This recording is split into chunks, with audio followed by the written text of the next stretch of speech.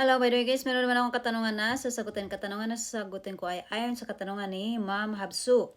So sabi niya dito, basahin ko muna yung katanungan niya guys. Sabi niya, "Hi ma'am, ask ko lang po, may visa na po ako sa Qatar pero di ko po tatanggapin.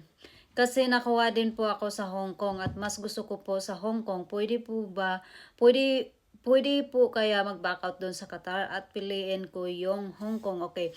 Ma'am, kung meron ka ng visa sa Qatar or sabihin na natin meron ka ng kapag sinabi mo kasing visa, dapat yung OEC talaga na, yung OEC na apply na ng agency mo sa pangalan mo, which is yun yung gagamitin mo or papakita mo sa immigration ng Qatar kung pupunta ka ng Qatar. So kung nakuhanan ka na nila ng OEC, ibig sabihin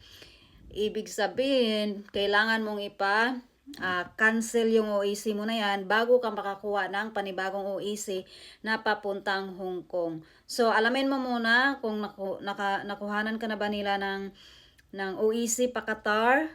Kung wala pang OEC pa Qatar, pwede ka mag Hong Kong.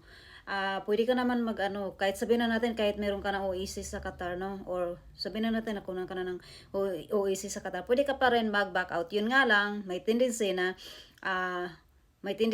kung hindi pumayag yung magiging employer mo dun sa Qatar na i-cancela, so hindi ka makakuha ng panibagong OEC. So, alamin mo muna kung meron ka ng OEC, kung nakuhanan ka na nila ng OEC pa Qatar.